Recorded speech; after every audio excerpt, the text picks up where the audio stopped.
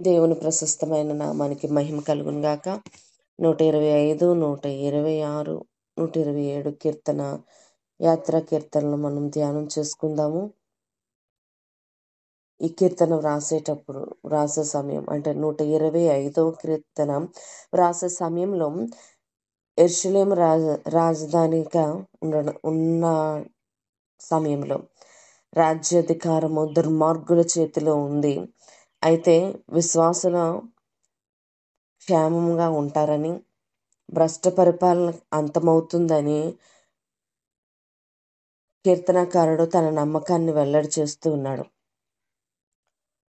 ఏమనంటే, ఈ కీర్తన రాసే సమయంలో యెరూషలేము రాజ్యాధికారము దుర్మార్గుల చేతిలో ఉన్నది. అయితే విశ్వాసులు క్షేమంగా ఉంటారని, భ్రష్ట పరిపాలన నుండి ఆయన వారిని విడిపిస్తాడని ఆయన ఒక నమ్మకాన్ని వెల్లడి చేస్తున్నాడు. ఈ కీర్తన ఒక ప్రార్థన ద్వారా ప్రారంభమై భవిష్యత్ వాక్కుతో ముగిస్తుంది. ఏమనంటే, దేవుని మీద నమ్మకం ఉంచండి, కదలక నిత్యము సియోను కొండవలే మీరు ఉంటారు.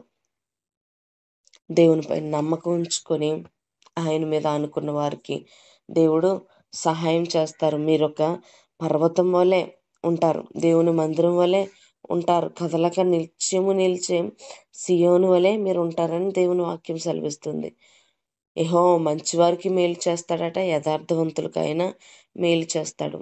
నువ్వు మంచిగా ప్రవర్తించి దేవుని పాదాల దగ్గర ఉన్నట్లయితే ఆయన నీకు మేలు చేస్తాడు. నీ ప్రవర్తనను నువ్వు చెడుగా మార్చుకుంటూ దేవునికి అయిష్టంగా మార్చుకుంటే ఆయన నీకు సహాయము చెయ్యడు, ఆయన నీకు దూరంగా ఉంటాడని దేవుని వాక్యము సెలవిస్తుంది. దేవుడు నీకు దూరంగా ఉండకుండా ఉండాలంటే నీవు దేవుని ఎడల నమ్మిక ఉంచి వంకర త్రోవలన్నిటిని విడిచిపెట్టి, పాపాన్ని విడిచిపెట్టి దేవునితో సమాధానకరంగా ఉండటానికి ఇష్టపడాలి. దేవునితో కలిసి నివసించటానికి, దేవునితో కలిసి జీవించటానికి నీ బ్రతుకును నువ్వు సరి చేసుకుంటూ ఉండాలి. 126వ కీర్తన కూడా మనము ధ్యానం చేసుకుందాం. ఈ కీర్తన చాలా చిన్నదే. ఈ కీర్తనలన్నీ యాత్రా కీర్తనలన్నీ కూడా చాలా చిన్నవే. శత్రువుల చేతిలో బందీలుగా చిక్కబడి, దుర్మార్గుల చేతిలో పడి క్షీణించి చెరలో పడిపోయిన అనుభవాన్ని ఇక్కడ జ్ఞాపకం చేస్తున్నాడు. శత్రువుల చేతిలో బందీ అయిపోయారు చాలా మంది ప్రజలు. దేవుని బిడ్డలు శత్రువుల చేతికి అప్పగింపబడ్డారు. వారి చేతిలో ఉండి దుర్మార్గానికి గురైపోతూ ఉన్నారు. వారు ఏ బానిసత్వంలో వారిని కట్టివేసి ఉన్నారో ఆ బానిసత్వంలోనే వారు మునిగిపోవలసిన అవసరం ఉంది. అలాంటి పరిస్థితుల్లో దేవుడు చెర నుండి విడుదలనిస్తాడట. ఏ విధమైన చెరలో వారు పట్టబడి ఉన్నారో ఆ చెర నుండి, అంటే ఏ విధమైన బందికాణాల, ఏ విధమైన బంధకాలు వారిని పట్టుకొని ఉన్నాయో ఆ బంధకాల నుండి ప్రజలను విడిపించడానికి దేవుడే సిద్ధమై ఉన్నాడు. దేవుడే విడిపించేవాడు. మరి మనుషుల్ని ఎవరిని ఆశ్రయించినా వారు విడిపించరు.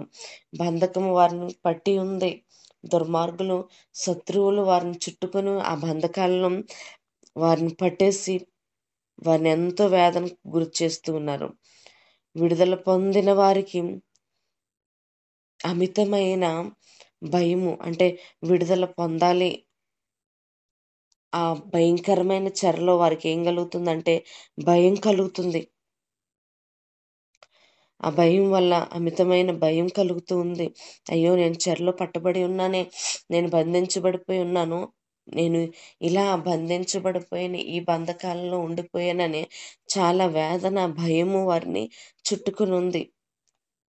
విశ్వాసులకు కూడా నేటి దినాల్లో మరణమనే భయం పట్టుకుని ఉంది. అదొక చెరగా వారిని బంధించబడి ఉంది. పాపం అనే బంధకం చుట్టుకొని ఉంది. సాతాను మరణ భయం చేత ప్రజలను బాధ పెడుతున్నాడు. పాపం అనే బంధకం చుట్టుకొని ఉంటే ఆ చెరలో, ఆ జైల్లో నువ్వు పట్టబడి ఉన్నావు. ఆ జైలు నిన్ను ఏం చేస్తుంది? బయటికి రానివ్వకుండా సరైన బందోబస్తుని ఏర్పాటు చేస్తుంది. అపవాది కోరల్లో చిక్కుబడిన వారు బయటికి రాలేరు. దేవుడు పిలుస్తూనే ఉంటాడు, ఆయన స్వరం వినిపిస్తూనే ఉంటది. ఎందుకులే, ఎందుకు దేవుని మాట వినడం? ఈ మాటలోంచి నేను బయటపడిపోతాను. అపవాది దగ్గరికి వెళ్ళిపోతాను. అది నాకు అన్నీ చూపిస్తుంది. వాడితో బ్రతికినంత కాలం బ్రతుకుతాను. చివరి గడియల్లో దేవుని దగ్గరికొస్తానని ఆలోచన చేసే మనుషులు లేకపోలేరు. చివరి గడియల్లో దేవుని దగ్గరికొస్తారట వీళ్ళు. నువ్వు చివరి గడియల్లో దేవుని దగ్గరికొస్తే ఎందుకు ఉపయోగపడతావు? నీవు వయసున్నప్పుడే, ఆరోగ్యం ఉన్నప్పుడే దేవుని దగ్గరికి రావాలి. నీలో బలం ఉన్నప్పుడే దేవునికి నువ్వు ఉపయోగపడాలి. నిన్ను సృష్టించిన సృష్టికర్తకు నువ్వు ఉపయోగపడాలి. ఆయన నిన్ను చెరలోంచి విడిపించే దేవుడై ఉన్నాడు. ఆయన ఏ బంధకము నేను పట్టి ఉందో, ఏ విధమైన బంధకము చేత నువ్వు కుటుమిట్లాడుతున్నావో, ఆ ప్రతి బంధకాన్ని, ఆ ప్రతి కాడి నుండి ఆయన నిన్ను విరగ్గొట్టి, ఆయన నిన్ను గొప్ప సంతోషంలోనికి, నీకున్న బానిసత్వం నుండి విడుదల ఇచ్చి, ఆ విడుదలలో గొప్ప సంతోషాన్ని ఆయన ఇస్తాడు. ఇంతకన్నా గొప్ప భాగ్యం ఏముంది? నువ్వు ఏ బానిసత్వంలో కొట్టుమిట్లాడుతున్నావో ఆ బానిసత్వం నుండి, నువ్వు ఎవరి చేతిలో బందీ అయిపోయావో ఆ బందీలో నుంచి దేవుడు నిన్ను విడిపిస్తే ఇంతకన్నా గొప్ప ఆనందం, ఇంతకన్నా గొప్ప విడుదల మనిషి జీవితంలో ఏదీ లేదు. మనిషి జీవితంలో ఏది కూడా అంత ఆనందాన్ని ఇవ్వలేదు. కానీ నువ్వు బందీ అయిపోయినప్పుడు నిన్ను బానిసగా చేసిన దాని మీద నువ్వు అధికారం చెలాయించడానికి, దానికి నువ్వు లొంగిపోక, దాని నుండి నువ్వు విడుదల పొందుటకు దేవుడే నీకు సహాయం చేస్తాడంటే, ఆ గొప్ప ఆనందం మరి ఎన్నడూ ఎక్కడ దొరకదండి. దేవుడు ఆ చెరలో నుండి విడిపించబడిన, అంటే పాపపు చెరలో విడిపించబడి, విగ్రహారాధన అనే చెరలో విడిపించబడి, వ్యభిచారం అనే చెరలోంచి విడిపించబడి, లోకం అనే చెరలోంచి విడిపించబడి, దేవుని సువార్తను ప్రకటించడానికి, దేవుని సేవ చేయటానికి ఇప్పుడు శ్రమించాలని అనుకుంటున్నారు చాలామంది. ఆ బందికానా నుంచి ఎప్పుడైతే బయటకు వచ్చారో వీరికి ఏమనిపిస్తుంది అంటే, దేవుని సువార్త చేయాలి, దేవుని సేవ చేయాలి, నేను ఆ రీతిని శ్రమపడాలి, దేవుని కొరకు శ్రమపడాలి, దేవుని కొరకు కష్టపడాలి, దేవుని కొరకే పని చేయాలి అనే ఆలోచన కలిగి ఉంటున్నారు. దేవుని కొరకే పని చేయాలన్న ఆలోచన కలిగిన వారు శ్రమిస్తూ ఉన్నారు. వారు దేవుని కోసము పంటను కోసేవారిగా ఉన్నారు. దేవుని కోసం ఏం చేస్తారట? వాళ్ళు పంటను కోస్తారు. విస్తారమైన పంటను వారు దేవుని కొరకై కోయాలనుకుంటున్నారు. ఆనందగానంతో నిండి ఉన్న వారి నాలుకలు, గొప్ప కార్యములు చేసే అన్యజనుల చేతిలో నుండి దేవుడు వారిని విడిపించిన అనుభవంలో, దేవుడు మన కొరకు చేస్తున్న గొప్ప కార్యాలను చూస్తూ వారు ఏం చేస్తున్నారట? కన్నీటితో విత్తనాలు విత్తుతున్నారట. ఎందుకు? సంతోషగానాలతో పనులు కోయడానికి. కన్నీటితో విత్తనాలు విత్తుతూ, పిడికెడు విత్తనాలు చేత పట్టుకొని ఏడ్చుచూ విత్తువాడు సంతోషగానములతో పనులు కోయను. అంటే దేవుని వాక్యం కన్నీటితో విత్తుతూ ఉన్నారు. దేవుని వాక్యం కన్నీటితో విత్తుతున్నారు. దేవుని పరిచర్య కన్నీటితో చేస్తూ ఉన్నారు. పాపంలో మునిగిపోయిన ప్రజల కొరకు, బంధకంలో ఉన్న ప్రజల కొరకు, దుష్టత్వంలో నలిగిపోతున్న ప్రజల కొరకు, చెరసాల్లో బందీలైపోయిన ప్రజల కొరకు, ఇలాంటి ప్రజలందరినీ విడిపించడం కొరకే ఎంతో కన్నీటితో దేవుని వాక్యాన్ని విత్తుతూ, ఎంతో కన్నీటితో దేవుని పరిచర్య చేస్తూ, ఎంతో భారభరితమైన పరిచర్య చేస్తున్న సేవకులు, సంఘాలు సంతోషగానములతో పనులు కోసుకునేలాగా దేవుడు చేస్తాడట. వారిని విడిచిపెట్టడం. పిడికెడు విత్తనాలు చేత పట్టుకున్న వాడికి దేవుడు ఎంతో విస్తారమైన పంటని ఇచ్చి, సంతోషంతో, ఉప్పొంగే ఆనందంతో వారు ఉండగలుగునట్లుగా దేవుడు చేయబోతూ ఉన్నాడు. 127వ కీర్తనను సొలొమోను రచించాడు. దేవుని ఆలయాన్ని నిర్మించిన సొలొమోను, రాజు అయిన సొలొమోను ఈ కీర్తన వ్రాయడం జరిగింది. ఇంటిని, ఆ పనిని మనం చేసుకోవాలంటే మన వల్ల కాదు. దేవుడే సహాయం చేయాలి. ఇల్లు చేయాలన్నా, పెళ్లి చేయాలన్నా, సంతానాన్ని సంపాదించుకోవాలన్నది ఎవరి వల్ల అంటే దేవుని వల్ల మాత్రమే సాధ్యమవుతుంది. నా దగ్గర ధనం ఉంది కదా, నేను ఇల్లు కట్టేసుకుంటాను అనుకుంటే అది జరిగే పని కాదు. నా దగ్గర డబ్బు ఉంది కదా, ఒక మంచి సంబంధం చూసి పెళ్లి చేసేద్దామంటే అది జరిగే పని కాదు. అలాగనే సంతానాన్ని సంపాదించుకోవడం కూడా మనుషుల వలన కాదండి. దేవుని వల్లనే అది సాధ్యమవుతుంది. దేవుడు నువ్వు విశ్వ ప్రయత్నాలు చేస్తున్నావు గదా! నేను నీకు సహాయం చేస్తానని ఆయన సహాయం చేస్తేనే కార్యాలు జరుగుతాయి. కానీ మామూలుగా అయితే నీ అంతట నువ్వు సంపాదించుకోవాలంటే అది జరిగే పని కాదు. సౌభాగ్యవంతుడు, ఆస్తిపరుడు, గొప్పవాడైన దేవుడు, సిరి సంపదలు కలిగిన దేవుడు మనకు నిజమైన ఫలభరితంగా చేసే దేవుడు మాత్రం ఆయనే. ఆయనే నీకు సహాయము చేస్తాడు. చాలామంది వేకువనే లేచి చాలా రాత్రి అయిన తర్వాత పడుకుంటారట. కష్టార్జితమైన ఆహారం తినుచుండుట వ్యర్థమని చెప్తున్నాడు కీర్తనకారుడు. చాలా రాత్రి అంటే తెల్లవారుజామున లేచింది మొదలు మరలా వారు చేయుచున్న ఉద్యోగాల నిమిత్తమై వారు వెళ్ళిన ప్రాంతాలలో వారు ఉద్యోగాలు చేస్తూ చాలా రాత్రి వరకు కష్టపడి మరలా ఇంటికి వచ్చి తినుచుండుట వ్యర్థమే. ఎందుకంటే దేవుని అనుభవము, దేవుని చిత్తము, దేవుని సహాయం లేదంటే నువ్వు తినే ఆహారం కూడా వ్యర్థమే. ఎందుకంటే నువ్వెంత కష్టపడినా ఆ కష్టార్జితాన్ని నువ్వు అనుభవించుకోలేవు.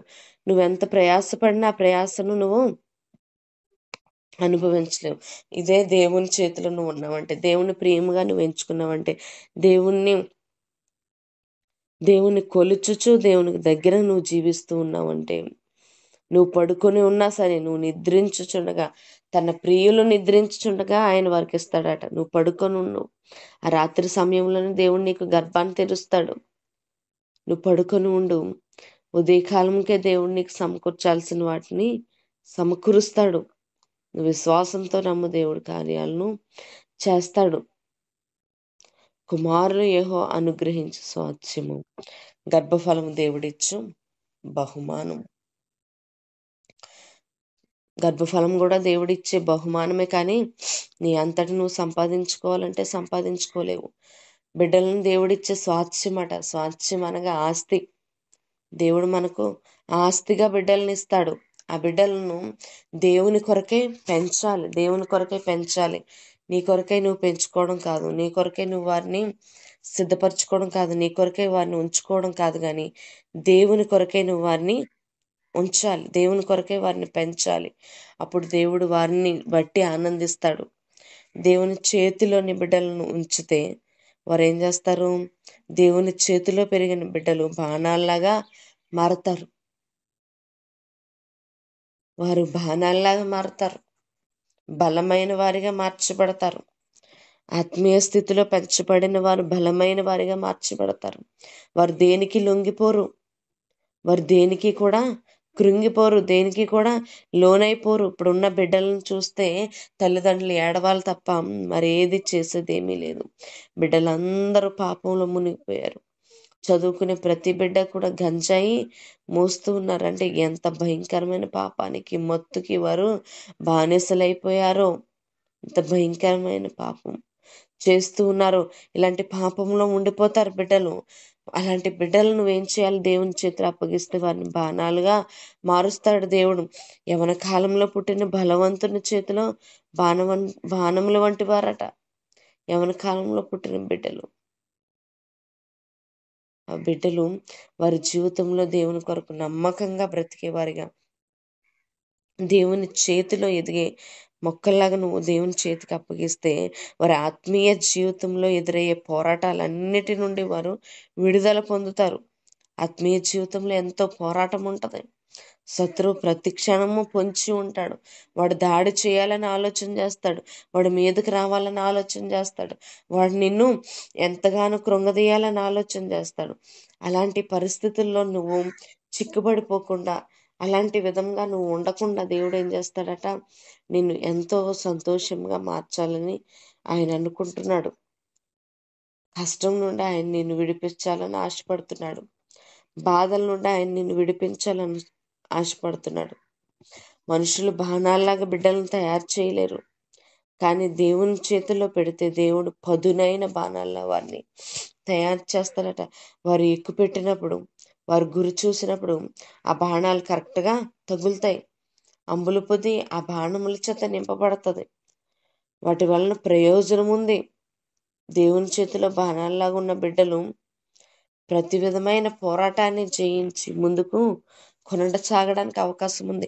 ఈ లోకంలో జయం పొందాలంటే, ఈ లోకంలో ఉన్న పోరాటం నుండి గెలవాలి అంటే, ఈ లోకంలో ఉన్న బానిసత్వం నుండి బయటికి రావాలంటే ఖచ్చితంగా దేవుని సహాయం ఎంతో అవసరం. ఖచ్చితంగా దేవుని సపోర్ట్ లేనిదే ఈ దినాలలో లోకాన్ని జయించడం అనేది అసాధ్యం. ఎన్నో కోరికలు, ఎన్నో రకాల తిండ్లు, ఎన్నో రకాల పానీయాలు, ఎంతో రకమైన పాపము ఎదురు చూస్తూనే ఉంది. ఆ భ్రష్టత్వం ఎదురు చూస్తూనే ఉంది. ఆ త్రాగుడనే భ్రష్టత్వం, బానిసత్వం అనే భ్రష్టత్వము ఎన్నో ఎన్నో ఎన్నో మనుషులను కృంగదీస్తూ ఉంటే, ఆ కృంగుదల నుండి దేవుడు ఏం చేస్తాడట, విడిపిస్తాడు. దేవుని చేతుల్లో పెట్టిన బిడ్డలు, దేవుని చేతులకు అప్పగించిన బిడ్డలు, దేవుడా ఇదిగో నా వల్ల కాదు పెంచటం, నువ్వే పెంచని ప్రార్థనాపూర్వకంగా దేవుని చేతిలో పెట్టిన బిడ్డలు బలవంతుని చేతిలో బాణములమంటారుగా మార్చబడతారు. వారు సిగ్గుపడక గుమ్మములలో తమ విరోధులతో వాదిస్తారట. గుమ్మంలో విరోధిగా నిలబడ్డ వాడితో వాదించగలిగిన వారు ఎవరంటే, శత్రువుల చేతి నుండి నిన్ను విడిపించగలిగిన సమర్థుడైన దేవుడు మాత్రమే. ఆయనను నమ్ముకున్న ప్రజలు శత్రువు వాకిట పొంచి ఉన్న, కిటికీలలో పొంచి ఉన్న వాడిని ముందుగానే గ్రహించి వారు దేవుని కొరకై బ్రతుకుతారు, దేవుని కొరకై జీవిస్తారు, దేవుని కొరకై నిలబడతారు. అట్లాగే నీ పిల్లల్ని పెంచడానికి ప్రయత్నించు. దేవునికి ప్రియమైన వారిగా బ్రతకడానికి ప్రయత్నించు. దేవునికి ఇష్టమైన బిడ్డలుగా బ్రతకడానికి ప్రయత్నించు. దేవుడి కొద్ది మాటలు దీవించును గాక. ఆమేన్.